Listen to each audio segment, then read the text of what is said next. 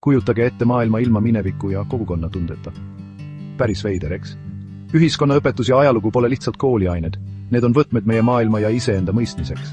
Esiteks õpetavad nad meile meie juuri. Teadmine, kust me tuleme, aitab meil mõista, kes me täna oleme. See on nagu oma suguvõsa ajaloo uurimine, aga globaalsel tasandil.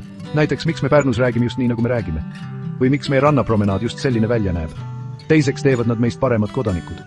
Erinevate kultuuride ja ühiskondade mõistmise kaudu oleme empaatilisemad ja avatumad. Olete kunagi proovinud puslet kokku panna ilma kõigi tükkideta?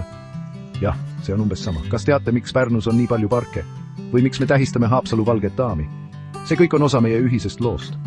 Kolmandaks annavad ajalugu ja ühiskonnaõpetus meile tööriistad tuleviku kujundamiseks.